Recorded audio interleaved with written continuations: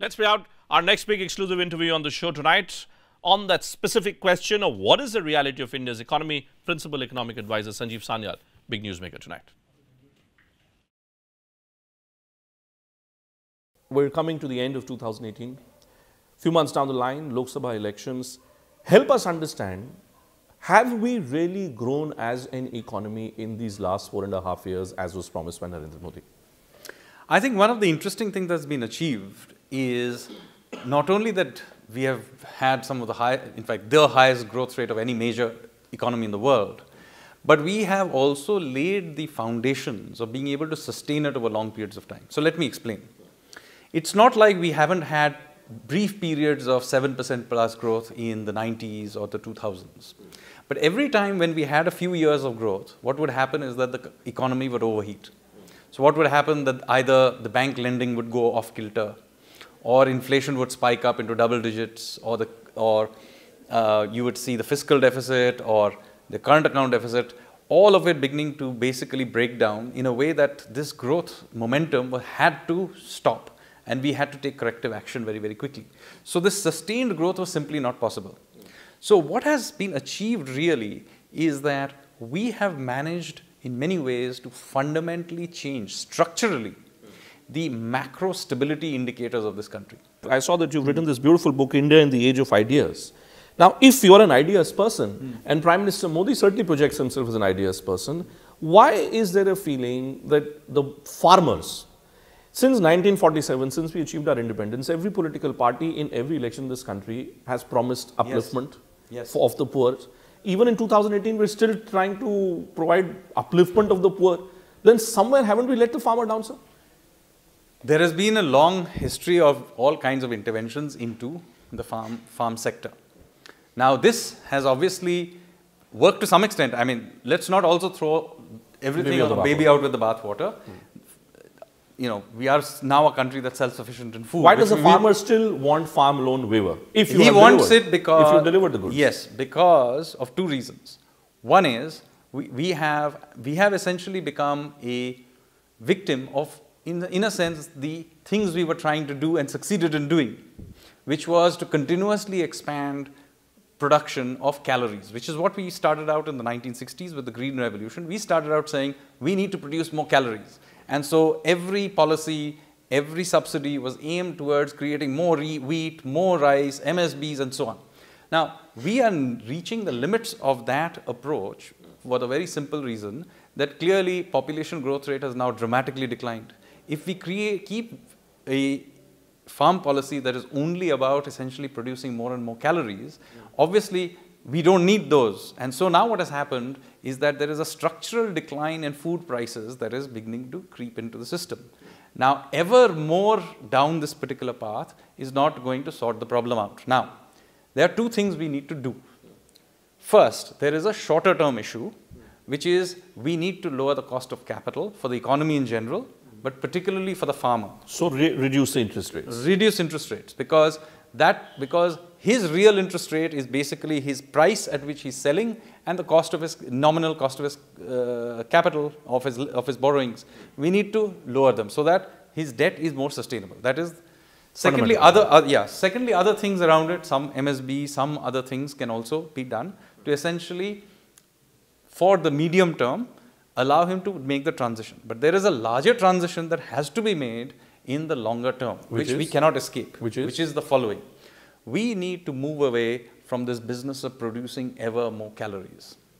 So we need to rethink our agricultural policy for an environment in which we are surplus and not perennially in deficit. Tell me, as an economist, sir, do you believe it's imperative, this farm loan waiver? The Congress party is promising farm loan waivers across the country. Do you believe the only way to actually first win the heart of the farmer and to tell him that he should be thinking about the kind of changes that you're talking about is to first address the question of debt? Is farm loan waiver nationally a possibility according to you? Should that happen? My view is that if there is a cost of capital issue, not just for farmers, who by the way are also small businessmen, and for the general economy. So we should look at Kisan as a businessman now? Yes, we should. There should be no difference between a businessman who's working, say, in Nagpur and a businessman who's working in Bihar? They are all small businessmen.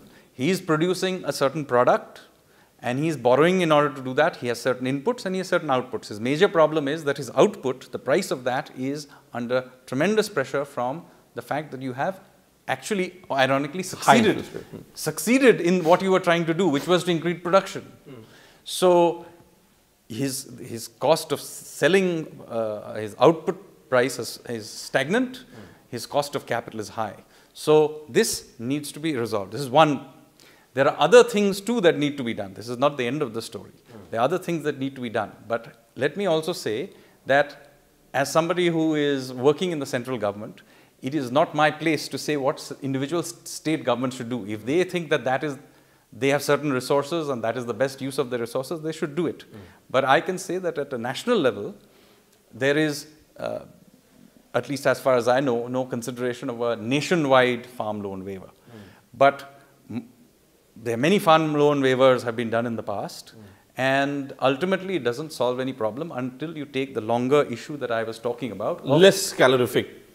We have to change, we have to move to a different way of thinking about it. We have to think much more seriously about opening up our internal markets. We have to think about agriculture as a competitive sector as opposed to something that needs to be continuously managed in a particular way. Now, one of the reasons why the agriculture story has taken such a hit by many economists and observers is that your governments are introduced demonetization.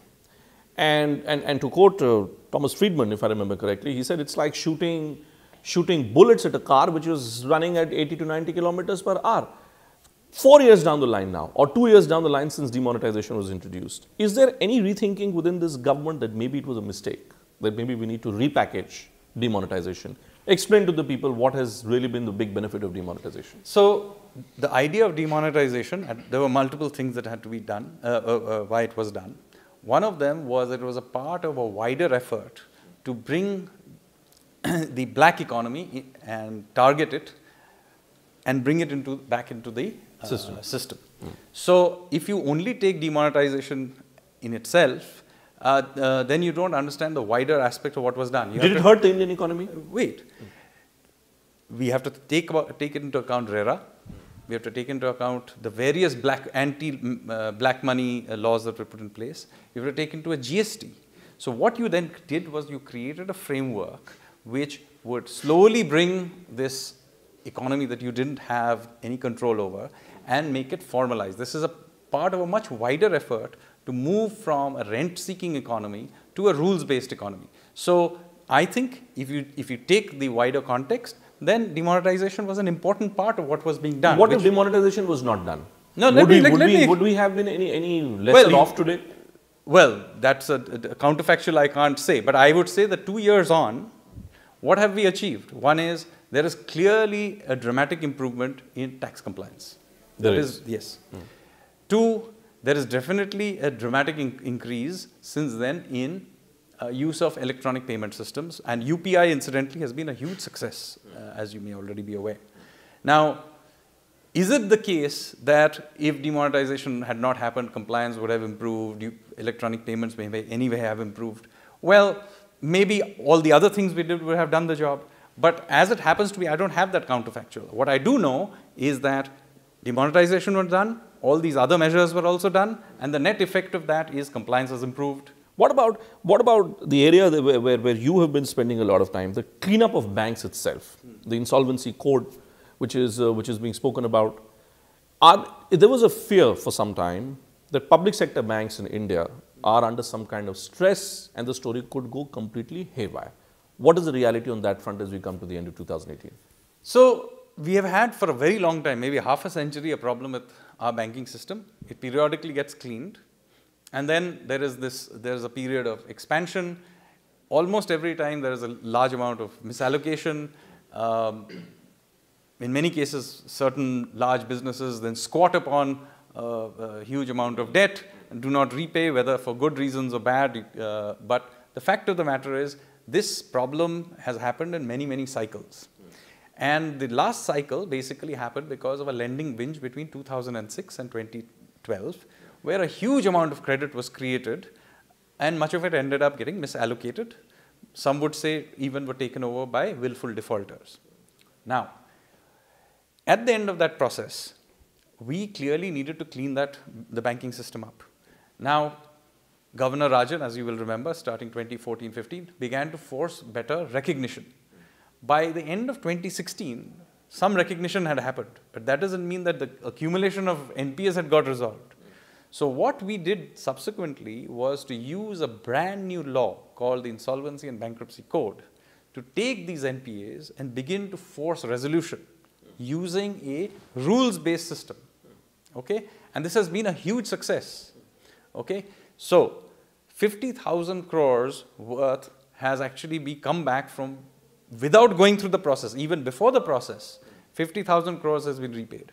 Another 50,000 which was becoming non-standard, i.e. were not in time, they have got standardized. So that's 1 lakh. Then another 68,000 crores worth has, through resolution, through the IBC process, also come back. And these are huge amounts of money, and I can go on. These are very large amounts of money that have come back into the banking system as a result of the Insolvency and Bankruptcy Code.